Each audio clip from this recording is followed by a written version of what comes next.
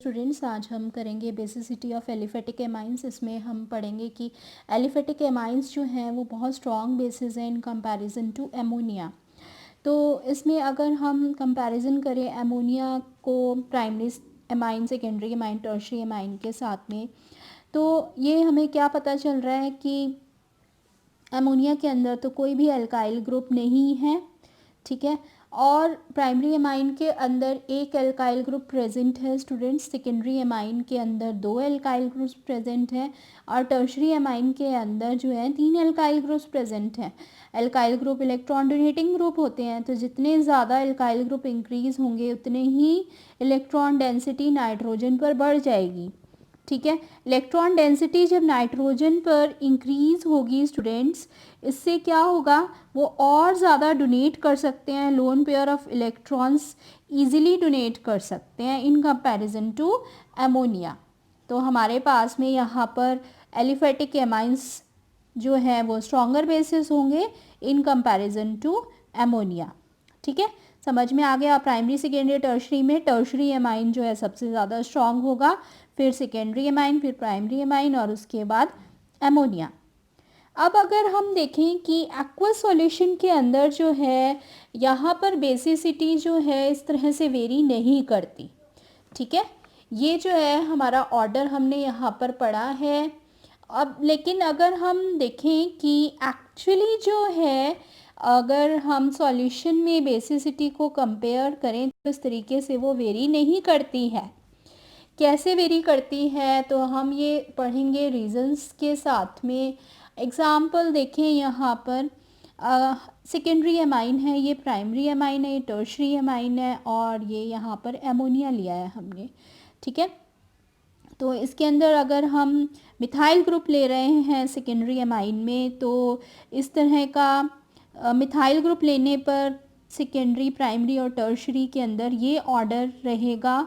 अगर आप ethyl group लेते हो तो इसी तरीके से हम देख सकते हैं कि यहाँ पर ऑर्डर जो है डिफरेंट है, यहाँ सेकेंडरी, टर्शरी, प्राइमरी और एमोनिया। इस तरीके से ये जो ऑर्डर है ये इतना वेरी क्यों कर रहा है, इसको हम रीजंस के साथ पढ़ेंगे यहाँ। तो सबसे पहले जो है हमें यहाँ पर देखना है कि एक्चुअली जो ये बेसिसिटी ऑर्डर एग्जिस्ट कर रहा है एक्वस सॉल्यूशन में, वो इतना वेरी क्यों कर रहा है। यहाँ पर इसका रीज़न है कि ये डिपेंड करता है स्टेबिलिटी ऑफ एमोनियम केटायन पर, ठीक है। स्टेबिलिटी ऑफ एमोनियम केटायन, इसका मतलब कि जितना ज़्यादा एमोनियम केटायन स्टेबल होगा या फिर कंजुगेट एसिड जो बनेगा, कंजुगेट एसिड कैसे बनेगा, जब वो प्रोटॉन को एक्सेप्ट करेगा वाटर से, तो वो कितनी इजीली बन रहा है। तो स्टेबिलिटी ऑफ केटायन जो है एक्वस सॉल्यूशन में 3 फैक्टर्स पे डिपेंड करती है स्टूडेंट्स। 3 फैक्टर्स वो क्या हैं। सबसे पहला फैक्टर है plus I effect. Plus I effect है प्लस इंडक्टिव इफ़ेक्ट, ठीक है। सेकंड इफ़ेक्ट है extent of hydrogen bonding with water molecule, और थर्ड है steric effect of alkyl groups.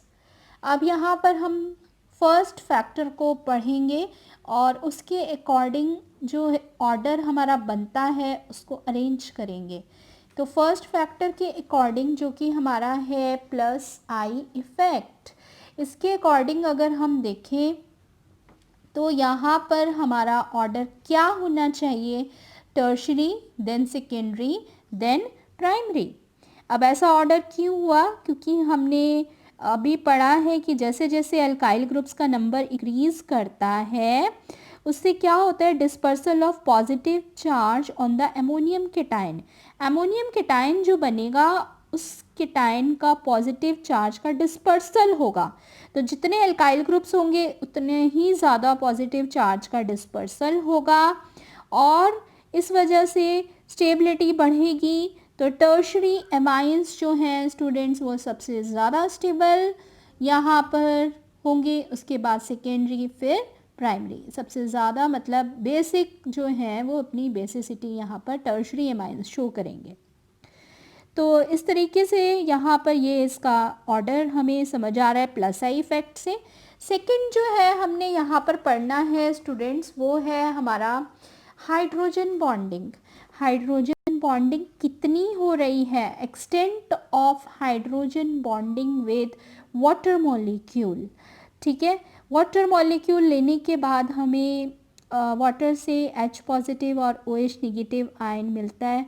H positive जो है किस तरह से रिएक्ट करेगा प्राइमरी, सेकेंडरी और टर्शरी एमाइन से, और यहाँ पर किस तरह से हाइड्रोजन बॉन्डिंग होगी ये देखें। प्राइमरी एमाइन हमने यहाँ पर लिया है, H पॉजिटिव के साथ जब हम रिएक्शन करेंगे तो यहाँ प्राइमरी एमाइन में नाइट्रोजन के पास लोन पेयर प्रेजेंट है। लोन पेयर से H पॉजिटिव के साथ वो यहाँ पर क्या बनाएगा, बॉन्ड बनाएगा।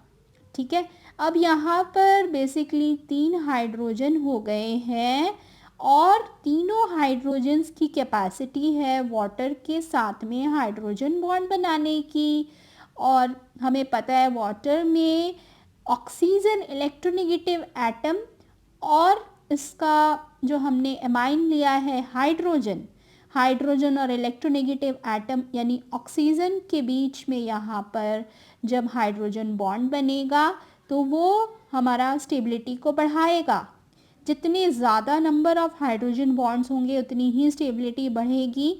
तो प्राइमरी एमाइन के अंदर यहाँ पर 3 हाइड्रोजन बॉन्ड जैसे कि आप देख रहे हो बन रहे हैं। तो सबसे ज़्यादा ये स्टेबल स्ट्रक्चर है। ठीक है, मोस्ट स्टेबल, क्योंकि प्राइमरी एमाइंस जो हैं सबसे स्टेबल यहाँ पर स्ट्रक्चर बना रहे हैं हाइड्रोजन बॉन्डिंग से।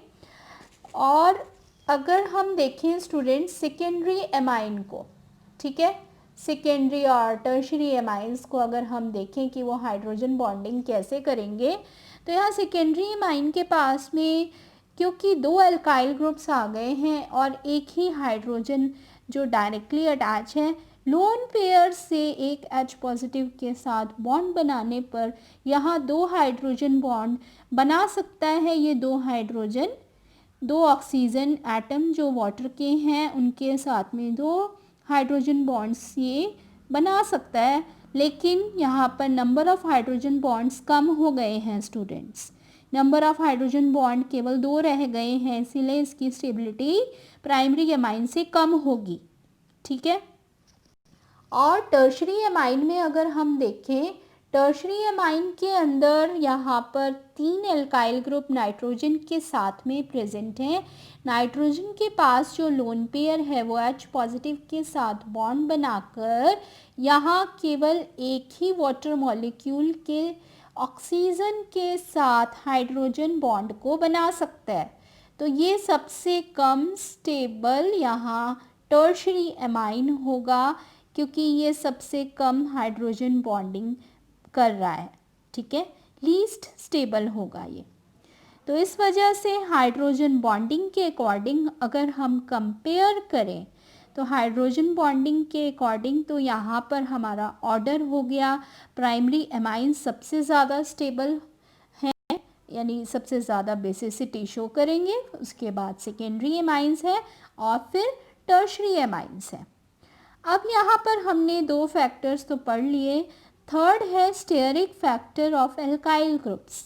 अगर हम स्टेरिक फैक्टर को इंक्लूड करें यहाँ पर तो आपको पता है कि जितने ज़्यादा एल्काइल ग्रुप्स इंक्रीज़ होते हैं उतनी ही ज़्यादा स्टेरिक हिंड्रेंस जो है वो प्रोड्यूस करते हैं। तो टर्शरी एमाइन के अंदर तो स्टेरिक हिंड्रेंस सबसे ज़्यादा होगी। इसी वजह से अगर हम यहाँ पर ऑर्डर देखें तो हाइड्रोजन बॉन्डिंग का और स्टेरिक इफ़ेक्ट एल्काइल ग्रुप्स का शो करने के बाद यही ऑर्डर रिपीट हो रहा है स्टेरिक इफ़ेक्ट्स के लिए भी। प्राइमरी जो है एमाइंस वो सबसे ज़्यादा बेसिसिटी शो करेंगे, फिर सेकेंडरी, फिर टर्शरी। तो इन टोटल अब हमने तीनों इफ़ेक्ट्स पढ़े। यहाँ पर प्लस आई इफ़ेक्ट से हमारे पास में ऑर्डर आया था टर्शरी, सेकेंडरी और प्राइमरी, और हाइड्रोजन बॉन्डिंग से आया प्राइमरी, सेकेंडरी एंड टर्शरी। और स्टेरिक इफ़ेक्ट से, क्योंकि वो स्टेरिक हिंड्रेंस प्रोड्यूस करता है, जितने ज़्यादा एल्काइल ग्रुप्स होंगे तो यहाँ पर भी ऑर्डर सिमिलरली हाइड्रोजन बॉन्डिंग के जैसा ही रहेगा, प्राइमरी, सेकेंडरी और टर्शरी। ठीक है, अब हमें यहाँ पर करना क्या है स्टूडेंट्स, कि हमें इनका कॉम्बिनेशन देखना है। कॉम्बिनेशन अगर हम देखें प्लस आई इफ़ेक्ट का, हाइड्रोजन बॉन्डिंग का, स्टेरिक इफ़ेक्ट का, तो हमें यहाँ पर पता चलेगा कि स्टेबिलिटी ऑफ एमोनियम केटायन कितनी है सॉल्यूशन में। तीनों फैक्टर्स कंबाइन करने के बाद वो सेकेंडरी एमाइन को यहाँ पर सबसे ज़्यादा फेवरेबल एमाइन बता रहा है, जिसकी बेसिसिटी सबसे ज़्यादा होगी। ठीक है, तो सेकेंडरी तो यहाँ पर हो गया सबसे ज़्यादा बेसिक। स्ट्रॉन्गेस्ट बेसिस कौन से होंगे? Secondary amines. अब एक चीज़ यहाँ पर जो हमें कंपेयर करनी है वो है प्राइमरी में और टर्शरी एमाइंस में। प्राइमरी और टर्शरी एमाइंस में हम कैसे कंपेयर करेंगे? अब अगर हम प्राइमरी और सेकेंडरी और टर्शरी में कंपेयर कर रहे हैं तो सेकेंडरी हमें पता चला सबसे ज़्यादा स्ट्रॉन्ग बेसिस हैं स्टूडेंट्स। और प्राइमरी और टर्शरी में कैसे कंपेयर करेंगे? यहाँ पर हम एल्काइल ग्रुप को देखेंगे स्टूडेंट्स। अगर एल्काइल ग्रुप हमारा स्मॉल है, जैसे कि मिथाइल ग्रुप है, तो वो कोई स्टेरिक हिंड्रेंस नहीं देगा हाइड्रोजन बॉन्डिंग में, तो वहाँ पर हमारा हाइड्रोजन बॉन्डिंग का फैक्टर डोमिनेट कर जाएगा प्लस आई इफ़ेक्ट पर। ठीक है, और डोमिनेट करने पर हाइड्रोजन बॉन्डिंग हमारे को यहाँ पर क्या ऑर्डर देगा स्टूडेंट्स, कि हमारे पास सेकेंडरी तो हमें पता ही है, सेकेंडरी अमाइंस सबसे ज़्यादा स्ट्रॉन्ग बेसिस हैं, और प्राइमरी उसके बाद हो जाएंगे, और लास्ट में होंगे टर्शरी एमाइंस। लेकिन अगर हमारे पास एल्काइल ग्रुप जो है वो बड़ा है, ठीक है, जैसे कि हमने स्टार्टिंग में ही इस एग्जाम्पल को लिया था स्टूडेंट्स, अगर एल्काइल ग्रुप हमारे पास में बड़ा है तो वहाँ पर क्या होगा? वहाँ पर स्टेरिक हिंड्रेंस जो है वो काम करेगा। ठीक है, तो स्टेरिक हिंड्रेंस की वजह से वहाँ पर हम हाइड्रोजन बॉन्डिंग का डोमिनेटिंग इफ़ेक्ट नहीं लेंगे, वहाँ प्लस आई इफ़ेक्ट डोमिनेट कर जाएगा। और सेकेंडरी तो हमारे सबसे पहले आएंगे ही एमाइंस जो सबसे स्ट्रॉन्गेस्ट बेसिस हैं, लेकिन प्राइमरी और टर्शरी में टर्शरी एमाइन जो है वो पहले आ जाएगा, क्योंकि यहाँ पर स्टेरिक हिंड्रेंस का इफ़ेक्ट जो है वो डोमिनेटिंग है ओवर हाइड्रोजन बॉन्डिंग इफ़ेक्ट। ठीक है, तो इसको यहाँ पर बहुत ही ध्यान से आप कंपेयर कर लें, क्योंकि बेसिसिटी ऑफ एमाइंस जो है, एलिफेटिक एमाइंस का ऑर्डर, इससे रिलेटेड क्वेश्चंस तो बहुत ज़्यादा इंपॉर्टेंट है। मोस्टली एग्जाम्स में ये पूछे ही जाते हैं, बहुत ज़्यादा इंपॉर्टेंट टॉपिक है ये। यहाँ पर आपको ज़रूर इससे रिलेटेड क्वेश्चंस मिलेंगे एमाइंस के, जिसमें आपको इनकी बेसिसिटी को कंपेयर करना होगा। अब नेक्स्ट एक और हम इम्पॉर्टेंट यहाँ पर पॉइंट डिस्कस करने वाले हैं स्टूडेंट्स। अगर हम नॉन एक्वस सॉल्वेंट्स लें, जैसे कि क्लोरोबेंजीन, तो वहाँ पर सॉल्वेशन इफ़ेक्ट्स जो हैं, यानी कि स्टेबलाइजेशन जो कंजुगेट एसिड का होना है, हाइड्रोजन बॉन्डिंग तो क्योंकि वहाँ पर नहीं होगी, तो कैसे होगा? वहाँ पर वहाँ प्लस आई इफ़ेक्ट काम करता है स्टूडेंट्स।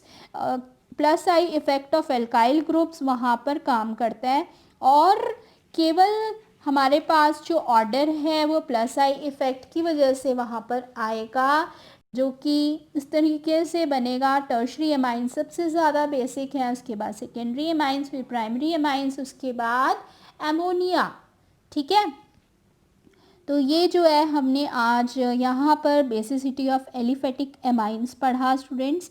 एलिफेटिक एमाइंस जो है वो स्ट्रॉन्गर बेसिस होते हैं अमोनिया के कंपैरिजन में। उनका बेसिसिटी ऑर्डर प्राइमरी, सेकेंडरी और टर्शरी में कैसे कंपेयर करोगे, अगर एक्वस सॉल्यूशन में है या फिर नॉन एक्वस में है। ठीक है, और हमने यहाँ पर डिफरेंट इफ़ेक्ट्स पढ़े उसके लिए, plus I effect, hydrogen bonding और स्टेरिक इफ़ेक्ट कैसे यहाँ पर इसको पूरा बेसिसिटी को अफेक्ट करता है। तो आई होप ये वीडियो आपको बहुत ज़्यादा हेल्प करेगा आपके एग्ज़ाम्स के लिए। इससे रिलेटेड क्वेश्चंस जो हैं ज़रूर प्रैक्टिस कर लें, और आने वाले वीडियोज़ में हम बहुत सारे रिलेटेड क्वेश्चंस भी डिस्कस करेंगे। तो आई होप वीडियो आपको अच्छा लगेगा। आप वीडियो अच्छा लगे तो अपने फ्रेंड्स के साथ ज़रूर शेयर करिएगा स्टूडेंट्स।